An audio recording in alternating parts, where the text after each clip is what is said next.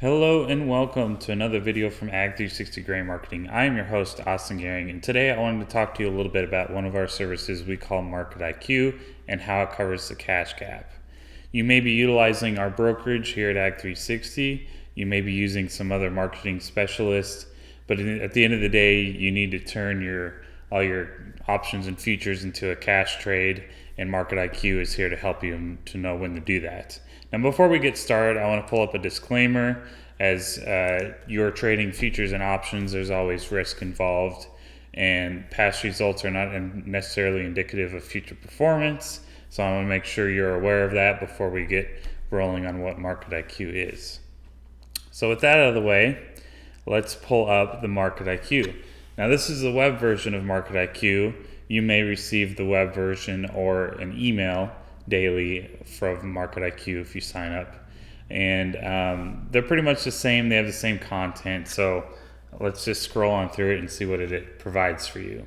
First up, you've got sell signals and indicator statuses. Now, if you've only got like 30 seconds before you need to move on with your day, there's always another thing to do on the farm, as you all know. But if you just want to glance at Market IQ and decide whether or not you need to take action on this specific day, you can do that. Sell signals for grains, yes or no, and cattle indicator statuses. If there's 3 out of 3 indicators triggering, you may look to take some action in those markets. And there's also a diesel indicator status. If 3 out of 3 are triggering is that, you may look to be buying some diesel if you like hedging your diesel. Moving on down, there's major market chatter. Usually there's one sentence or 1 or 2 sentences explaining why each grain is trading the way that it is for the day, as well as a brief description of what cattle is doing on the day. This should be short and sweet, just giving you one reason why we think the market is trading the way that it is. And following that is the fundamentals table. Here we break down for each grain bullish, neutral, and bearish factors that could be swaying the market one way or another. Some days there could be multiple bullish things in one grain, some days multiple bearish, and some days a mixture of each. And maybe that can give you a clearer picture on why the market's trading the way that it is. Just kind of giving you a brief outline of that, short and sweet.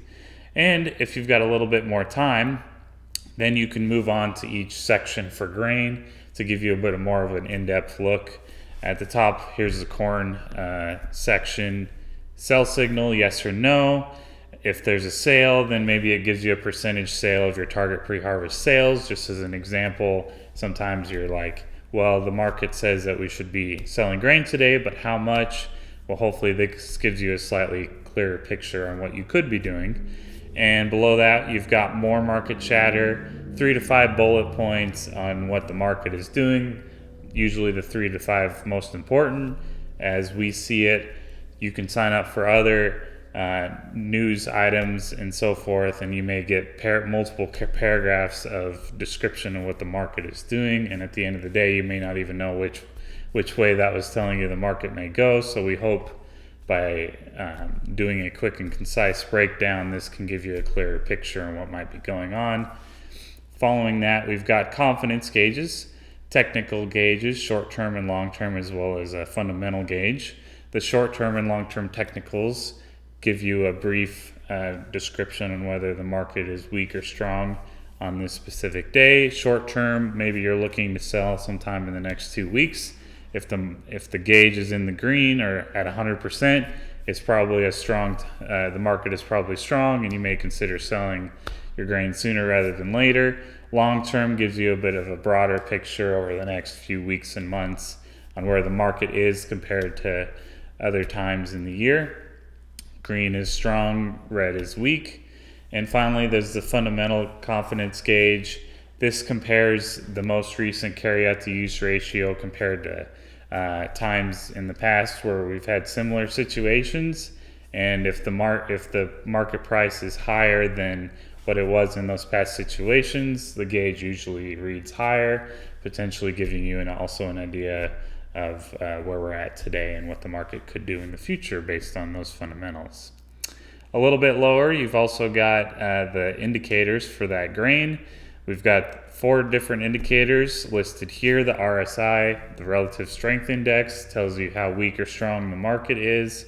A higher number like 77 here means the market is more or stronger. Potentially, if it's over 65, it could be overbought. Speculative funds are how many shorts or longs there are in the market. If speculators have bought the market, this gives you a positive picture. Eventually, those spec funds will have to sell their positions back, and that could give an indication on where the market could go. If this is a negative number, that means there's more shorts than longs in the market, and those positions may have to buy back in order to clear out their position. Break even, this gives you a broad estimate of general break even for Kansas farms. As you know, every operation is unique, and the actual break even may vary greatly. This is also a per bushel and versus futures only, and you should apply your local basis to give you an idea. But it still gives you a rough idea of maybe what the market is doing. And finally, the price change percentage. The insurance price is set in February for corn and beans, and in September, October for wheat. And this gives you an idea of what percentage higher or lower the market is from that. And sometimes that can also give you an indicator of where the market could go between now and harvest time. So if all 4 of those are triggering, often that means the market is stronger and you may be looking to make a sale. Here's soybeans, same thing. Here's wheat, same thing. And finally, we've got Kansas City and Chicago. And finally, we've got this basis table. We've created this in order to give you a very quick and easy picture to figure out what the basis is doing in your region. Right now, we've got it broken down by Kansas regions. And if you look at old crop or new crop for whatever grain you're looking at, it gives you a brief description of what the market has done today, this week, or in the event it hasn't moved, it's just steady. So if the market has narrowed, if the market has widened, this gives you a brief picture on that. And we plan to expand this to more states as we accrue more locations in the database. This may give you an idea of when you want to make a move on basis as well. Following that, we've got cattle. Here's the quick 3 to 5 bullet point breakdown on why cattle is trading the way that it is. Here's also the short and long-term technical gauges, also giving you an idea of whether the market is weak or strong. And 3 indicators for cattle, same RSI, spec funds, and then a % of range, giving you a picture on whether the market is over the past 6 months in the lower half or higher half of that range. All things to pay some attention to.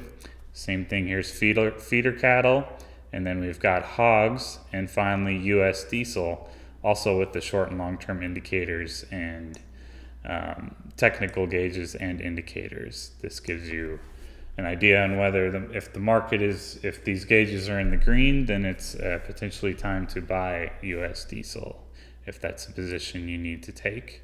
And then below we've got a glossary in case you can't remember what any of these might mean or just need a refresher. And with that, we'll just pull up the disclaimer again as I close. Market IQ comes every day when markets are open. We hope the information is useful, not convoluted. It gives you a sense of direction and potentially when to take action. If you have any questions or want to sign up for a yearly subscription today, please call us at the office at 620-345-4602 or email me at austin@ag360grainmarketing.com. And just want to reiterate again, there's always risks in trading options and futures, and past results are not necessarily indicative of future performance. And with that, thank you for watching. Hope this video has been informative, and we'll see you in the next video.